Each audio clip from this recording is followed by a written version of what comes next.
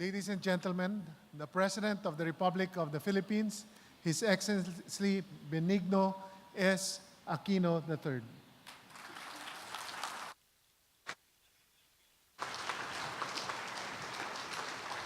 Thank you. Please sit down. Your Excellencies of the Diplomatic Corps, Secretary Cesar Purisima, Mr. Alfredo Yao, President of the Philippine Chamber of Commerce and Industry, Attorney Mike Varela, Chairman of the PCCI, Mr. George Barcelon, Chairman of the 40th Philippine Business Conference and Expo, Mr. Seri Ortiz Luis, Tito Pardo, Mr. Basilio Yap, Dr. Alfonso C., Mr. Antonio Lopa, Dr. Francis Chua, awardees of the 40th Philippine Business Conference and Expo, members of the Philippine Chamber of Commerce and Industry, members of the Federation of Filipino-American Chambers of Commerce, local government officials present, fellow workers in government, and ladies and gentlemen, Tony Goson, one and all, good morning. Just a couple of days ago, I presided over a small ceremony in Malacanang involving the heads of various government departments and agencies. It was an event where we concretized our commitment to redouble our efforts in the so-called last 2 minutes of our term towards maximizing our service to the public, which of course includes business and industry. I thought it might interest you to know this, since they have signed their contracts. The members of my cabinet are now duty-bound to be even more receptive to all of you. Thus, please feel free to call them anytime. I believe that the past 4 years and 3 months have shown you the sincerity and, more importantly, the results of our commitment to turn the tide in the Philippines. Reforms in key systems and processes have led to leaks being plugged and resources being maximized. More contractors and investors are not only registering interest in infrastructure projects, but are competing to build what we need. The Philippines is ranked investment grade and continues to climb global competitiveness rankings. Our economy remains strong, with growth at 6.4% in the second quarter of this year. Even more good news, the first half of 2014 attracted net foreign direct investment of $3.57 billion, almost 80% higher than the FDI recorded in the same period in 2013. Manufacturing has rebounded with 8.8% growth in the first half of 2014, and exports are up. All our successes reaffirm these basic truths. Integrity works, reform works, and the Philippines works. Today, the Philippine brand has recaptured the attention of the world. I say this recognizing full well that the private sector has played an invaluable role in the resurgence of the Philippines. Without the innovation it takes to nurture the growth of businesses, without your support for our reform agenda, and without your confidence in the Filipino people, we certainly would not have been able to come so far along the straight path to progress. I know we can make even greater strides as long as we're able to create deeper, more dynamic, more impactful synergies between industries and government. The resolutions that you turn over to us at every Philippine Business Conference are a good example of this. In a sense, they represent your sector's vision of building a more progressive nation. We appreciate this.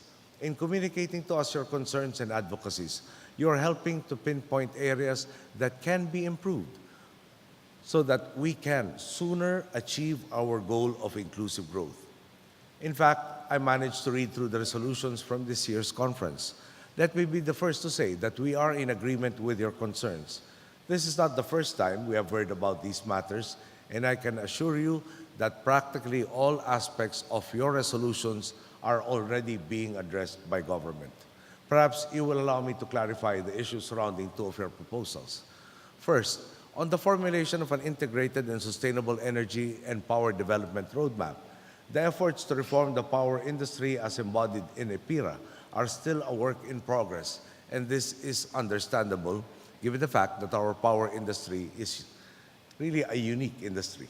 For instance, even before groundbreaking, plants have typically sold all of their output. I know of no other business or industry that has already sold its goods that have yet to be produced in a facility that has yet to be constructed. That, of course, is not an ideal situation. Just-in-time supplies of energy do not engender more investments. Therefore, there is a need to change the business model, and that is also a work in progress. The work will be infinitely faster and more efficient with the cooperation of the business sector.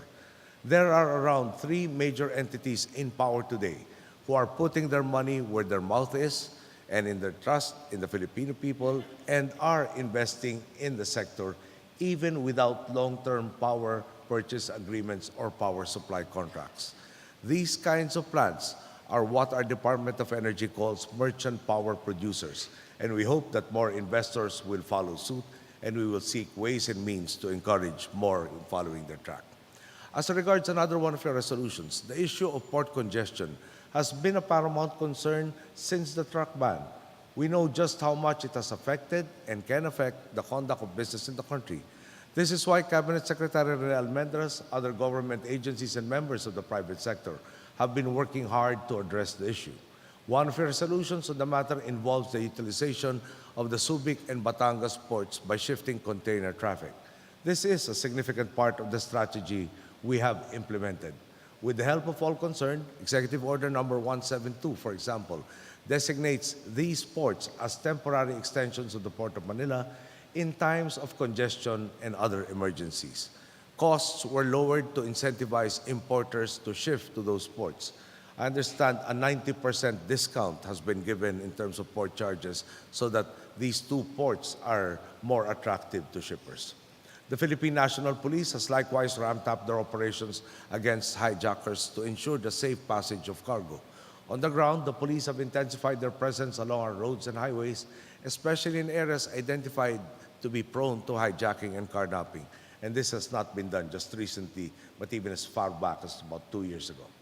The implementation of a pass card system will also allow official personnel at anti-hijacking control points along major truck routes to ensure that drivers and their deliveries of cargo are legitimate and that they reach their destinations safely. These are only some of the things we are doing to ensure greater efficiency and safety in the conduct of trade. We have already seen some improvement. For the port of Batangas alone, for instance, utilization is up to 94% this October. Compare this to its previous utilization rate of only 20 to 25% before we encouraged importers and exporters to shift to the Batangas port. Ship calls at Batangas have likewise increased from 2 to 5 ships per week. In light of this, some might say that we can cross that off the to-do list, but in reality, the situation is far more complex. Diverting traffic to Subic and Batangas is only a short-term solution. High utilization rates for both may mean that we run the risk of transferring the problem we encountered in the Port of Manila to those very ports. Right now, the more effective solution in addressing the issue of congestion is to continue operations through the weekend. In support of this, the Bureau of Customs and the port operators, among others, are open on Saturdays and Sundays to facilitate the movement of cargo. Data from the Philippine Ports Authority, however, show that there are very few individuals and organizations taking advantage of this. Only an average of 1,100 containers are moved on Sundays, which represent less than a third of the average number of containers moved on other days of the week. Government can only do so much. Our main purpose is to be an enabler. That being the case, solutions require the enabled, in this case, the private sector, to reciprocate through active participation. This is true for other concerns as well, from overcoming the rest of the challenges facing the power sector to preparing for the ASEAN Economic Community to enhancing the state of infrastructure across the Philippines and ushering in peace and stability in Mindanao, amongst many others. Government is implementing measures not only as a reaction to current and pressing events, but more importantly, we are strategizing for the future. In each and every endeavor, however, the private sector must likewise do its part. We are doing all this because we want those present today and the many other businesses across the country to succeed.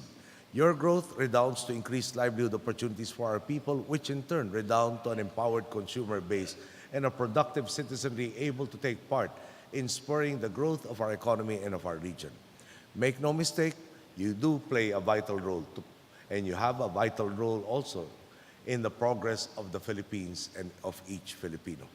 So I invite you to join us in building on our already strong partnership and in redoubling our collective efforts to surpass the challenges that remain. In this manner, we will not only sustain, but speed up progress for the country. Progress that promises success not only for you, but for each and every one of our countrymen. Thank you. Good day.